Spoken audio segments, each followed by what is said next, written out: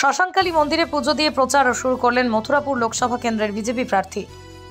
লোকসভা নির্বাচনের নির্ঘণ্ট ইতিমধ্যেই প্রকাশিত হয়ে গিয়েছে। লোকসভা নির্বাচনে ভোট ময়দানে নেমে পড়েছে সকল রাজনৈতিক দলের নেতাকর্মীরা।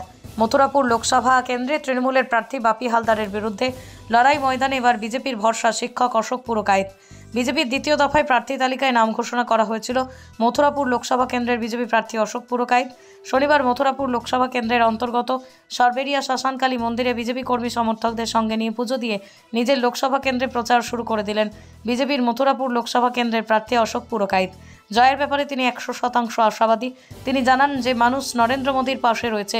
তৃণমূল এলাকায় কোনো উন্নয়ন করেনি, উন্নয়নের নামে শুধু কাটমানি নিয়ে যায়। দুর্নীতিগ্রস্ত রাজ্য সরকার মানুষ চায় না, মানুষ চায় নরেন্দ্র মোদীর মতন স্বচ্ছ কেন্দ্র সরকার। আমার লোকসভা কেন্দ্রের বহু নদী বাঁধ রয়েছে, সেই নদী বাঁধগুলির বেহাল দশা দীর্ঘদিন ধরে মানুষ ক্ষোভ দেখাচ্ছে তৃণমূলের প্রার্থীদেরকে। এরা নিজেদের পকেট ভরানোর জন্য সেই নদী বাঁধ অস্থায়ীভাবে মেরামত হচ্ছে প্রতি বছর। এর ফলেই প্রতি বছর ভেঙে যাচ্ছে বাঁধ, বানভাসী হচ্ছে বহু মানুষ। একদিকে তৃণমূলের মেগা জনসভা, অন্যদিকে শ্মশানকালী মন্দিরে পুজো দিয়ে প্রচার শুরু করলেন বিজেপি প্রার্থী। কার্যত বলা যেতে পারে শনিবারের ভোট প্রচারে সরগরম মথুরাপুর। আজকে আমাদের এখানে সরবেরিয়া মা কালীর মন্দির, এটা এখানে একটা বিখ্যাত মন্দির। আমরা মায়ের মন্দিরে সকালে পুজো দিলাম এবং এর আনুষঙ্গিক যে জনসংযোগ কর্মসূচি আছে সেই জনসংযোগ কর্মসূচি দিয়ে আজকের আমার প্রচার শুরু হলো। আপনার বিরোধী প্রার্থী তো অনেক আগেই নাম ঘোষণা হয়েছে এবং তিনি প্রচার শুরু করে দিয়েছেন, আপনার দেরি হলো কি মনে হচ্ছে?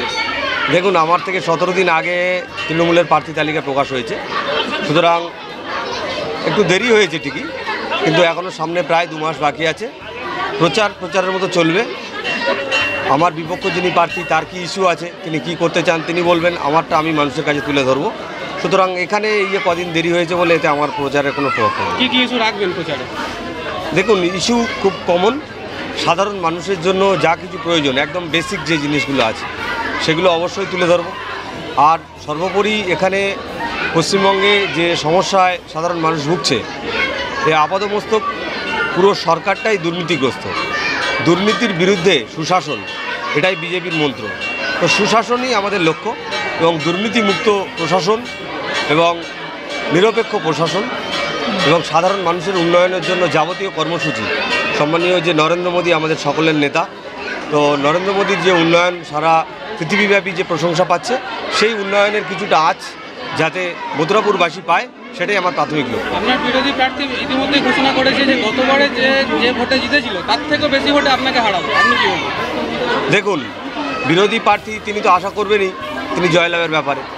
আমি অঙ্কটা বলবো না যে কত ভোটে জিতবো, রেজাল্টের দিনে আমি শেষ কথাটা বলবো। জিতবেন আশা করছি 100%।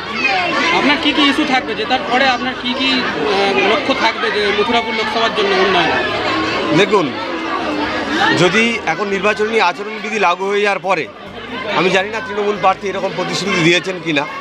কোনো প্রতিশ্রুতি নয়, সাধারণ মানুষের জন্য আমি কাজ করতে চাই। সমস্যা কী কী আছে এখন? সমস্যা অনেকেই আছে এখানে, ধরুন নদী বাঁধের সমস্যা আছে, গঙ্গাসাগরের ব্রিজ আছে, সাধারণ মানুষের কর্মসংস্থান আছে।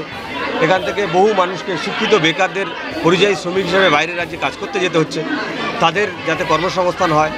এখানে প্রকৃত যারা চাকরি প্রার্থী ছিল, যারা যোগ্য ব্যক্তি ছিল, তারা চাকরি পায়নি, তাদের জন্য যদি কিছু থাকে। আমি ব্যক্তিগতভাবে শিক্ষক এবং শিক্ষকতার সঙ্গে, পেশার সঙ্গে যে কলঙ্ক জড়িয়ে গেছে, ভুয়ো শিক্ষক, টাকা দিয়ে টাকার বিনিময়ে চাকরি, এই সমস্ত ইস্যুগুলোই আগামী দিনে আমি তুলে ধরবো এবং স্বচ্ছ এবং দুর্নীতিমুক্ত পশ্চিমবঙ্গ গড়ার লক্ষ্যে মথুরাপুরও যাতে একটা অবদান রাখতে পারে, আমার লক্ষ্য সেটাই।